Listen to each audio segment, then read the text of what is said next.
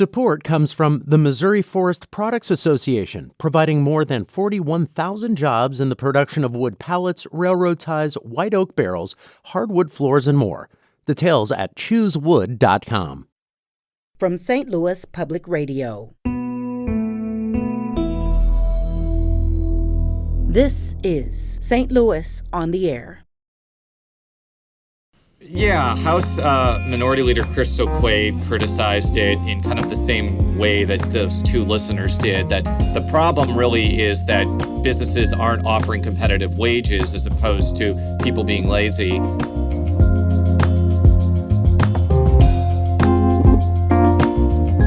I'm Sarah Fenske. Yesterday, Missouri Governor Mike Parson joined a growing number of GOP governors in rejecting federal unemployment benefits. Beginning June 12th, he announced Missouri will no longer participate in a half-dozen federal programs designed to aid out-of-work residents during the pandemic.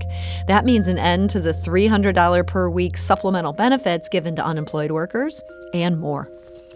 While these federal benefits provided necessary financial assistance during the height of COVID-19, they were intended to be temporarily. Continuing these programs only worsens the workforce issues we're currently facing. It's time that we end these programs that have incentivized people to stay out of the workforce. This is an important step towards returning to normalcy and strengthening our economy. And that is Governor Mike Parson speaking yesterday in Jefferson City. And joining us today with the story is St. Louis Public Radio correspondent Jason Rosenbaum. Jason, welcome back. Thank you for having me. So, Jason, Missouri followed 6 other states in rejecting this federal assistance, and I understand Idaho and Tennessee then made the same decision yesterday. What's driving what seems to be a growing movement here? There has become a Republican consensus that the $300 a week federal employment supplement is prompting places like restaurants not to be able to hire workers. In their view, because a lot of people could earn more on unemployment than they would at a restaurant, they feel like it's a disincentive for people to go back to work. Kind of on the flip side, though, a lot of people are just pointing out that restaurants didn't really pay that well before, especially if you were at a restaurant where, you weren't getting $20 and $30 tips with every meal. And this could just actually be a realignment of the labor market, of people deciding that they don't think that going back into places like restaurants is the way to go for them. So it seems to be kind of a national trend, as you mentioned on the outset, and I think that Republicans see this as an inhibitor to full employment, and critics of this move see this as simplifying a more complex problem. So let's talk about what changes with this announcement. This is, again, beginning June 12th. These supplemental $300 a week payments are going away, and that was on top of what the state of Missouri pays to unemployed people.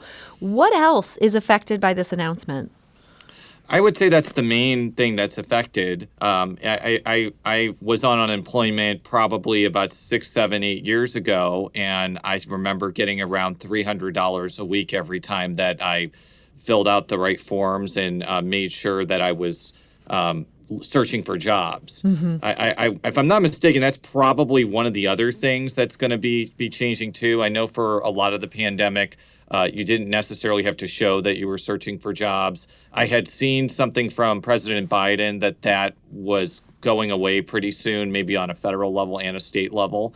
But the upshot is that if people are on unemployment in this state past June 12th, they're only going to get the state money as long as they're eligible and not the extra federal. And I understand this doesn't just affect the amount they get, it affects how long you can stay on. The feds had been providing 13 weeks after the 20 weeks from the state. And also gig workers will apparently be affected by this in that they previously hadn't been eligible for unemployment benefits in Missouri. Now going forward, it sounds like they're not going to be eligible for anything.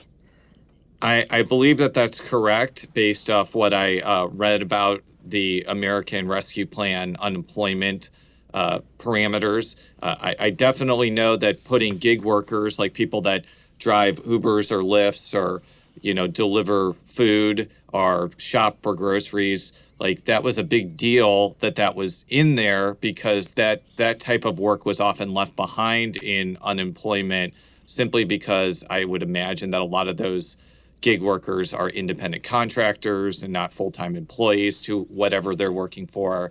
So, yeah, I think that there are a lot of people who saw this move and who are not happy about it for sort of the reasons I mentioned. But a lot of other Republican states feel like these unemployment benefits are an inhibitor to getting people back to work in some of the industries that are facing labor shortages right now.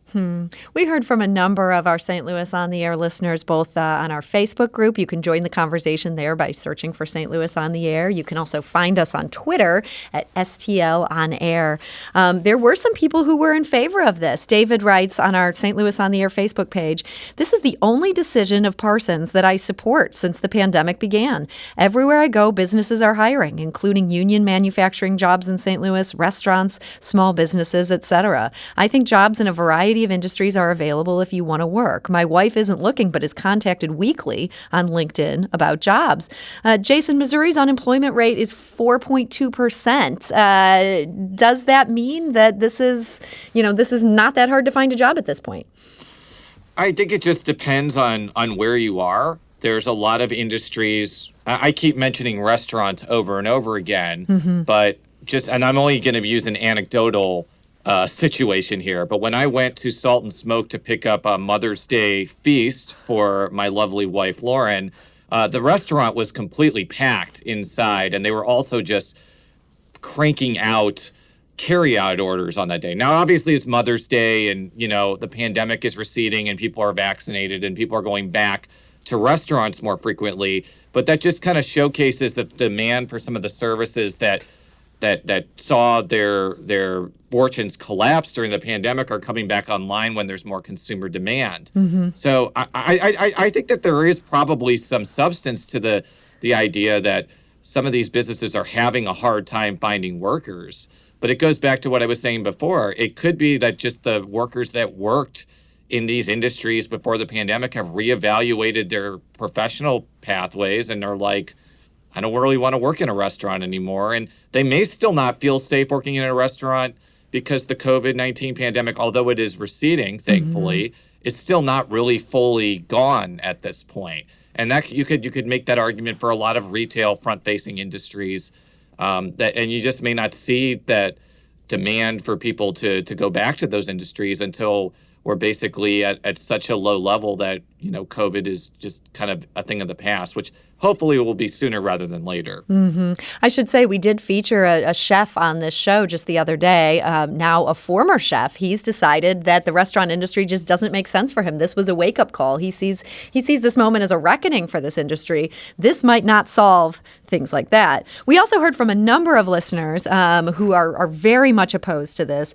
Dave tweets, "This won't affect me personally, but I 1,000% don't support it. There's this big myth that people just want to be lazy and cash checks. If the employers didn't treat employees as disposable and worthless, they'd have an easier time finding people. This just hurts people." Matt tweets, "Not only does this force workers to accept abysmally low wages, but it also puts a drag on the economy overall. No more unemployment money means people will spend less. This kind of policy will only draw out the COVID recession." Jason, was there much reaction from other lawmakers to Parson's announcement yesterday? Yeah, House Minority Leader Crystal Quaid criticized it in kind of the same way that those two listeners did, that the problem really is that businesses aren't offering competitive wages as opposed to people being lazy. The two other people that really stuck out to me were Congresswoman Cori Bush and St. Louis Mayor Tashara Jones, who also criticized the move. Bush was especially critical of Parson, especially pointing out the fact that this legislation that she supported, the American Rescue Plan, included people like gig workers, and she thought it was kind of another way that Parson has fallen short in his COVID-19 response. I will just say that there has been positive response from places like the Missouri Chamber of Commerce, who had been pushing for this for a while. And as far as like state legislators go, beyond Quaid, like we didn't really hear many other Democratic lawmakers, especially, decry this move. So I don't know if that's because they're working on other things right now. It's a very busy time right now. I know you're in Missouri Jefferson legislature. City. You're seeing how busy it is. But I would say that those three Democratic political figures are the main people that reacted negatively to it. We also heard from Sean on Twitter. He tweets, "I currently work in a restaurant and am working towards my real estate license because I am tired of the horrid working conditions." Jason, I'm going to put you on the spot here with another tweet from a listener. You may not know the answer to this. I certainly don't, but it seems like a question worth asking. Eric tweets, "Would it be possible for the state to reduce the federal subsidy gradually instead of ending it, or is that not an option?" Do you know anything about that?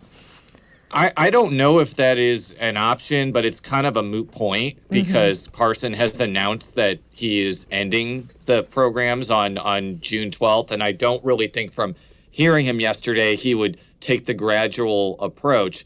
I mean, in some ways, it may be slightly gradual in the sense that he's not ending it immediately and it's going to be ended in June. So there is kind of a ramp down period. But it's going to be a pretty sharp decline from June 11th to June 12th, when somebody may get up to, around $620 a week.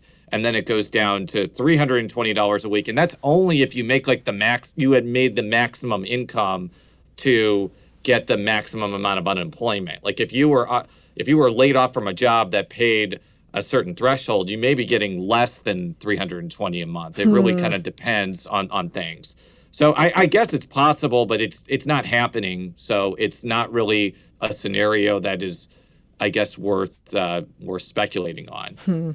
Jason, one last question I wanted to ask you about today, and this is some conjecture going on in my head, but this situation made me think about another federal program, and this is Missouri voters said yes to expanding Medicaid. The governor has supported that. The legislature now has passed a budget with no funding for an expansion. Do you think it's possible he's trying to shore up his conservative bona fides here when it comes to unemployment because he's going to have a fight on his hands trying to get that funding going forward for Medicaid? I didn't think about that. It's certainly a not out of the realm of the possibility. But in reality, Governor Parson's hands are basically tied. If you read the Constitution, it's pretty clear that his administration is going to have to offer services to people in the Medicaid population. He's already, not only has the St. Louis Post-Dispatch reported that there's been like a state rule on the matter, but his administration has already put forth an amendment with the federal agency that controls Medicaid. So the question is, like, is Medicaid going to run out of money? And is the legislature just going to have to appropriate the money for Medicaid expansion? And this entire thing was kind of, shadow theater, essentially, to give Republicans cover in the legislature. I guess we'll find out. There's also the possibility that people could sign up and they don't get coverage, and that just causes a bonanza for trial lawyers. So I think that either way, there's probably going to be a lawsuit, and lawyers will get paid, and I guess that's good for lawyers and their bottom lines. It's the one growth sector in the economy, always. Can you imagine a world without lawyers, Sarah? I mean, my husband is one, so this would be a very grim world for me. But yes, it's hard to imagine. Anyway, we're going to have to see how this all shakes out. But St. Louis Public Radio correspondent Jason Rosenbaum, thank you so much for joining us today. Thank you for having me.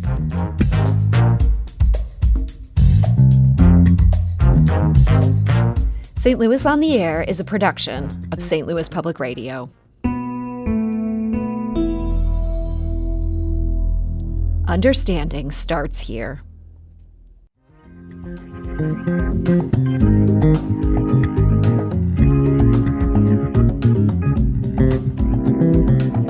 If you learned something new from today's episode, consider leaving us a review and rating on Apple Podcasts on the App Store. It's the easiest way to help people discover our show. We appreciate it. Thank you.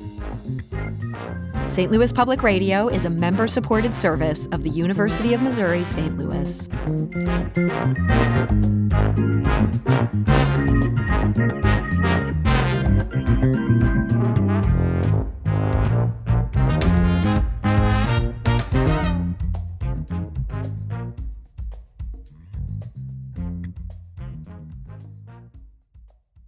Support comes from Missouri Forest Products Association, committed to sustainable and sound conservation of the state's forests, which support more than 41,000 Missouri jobs, resulting in a $10 billion industry.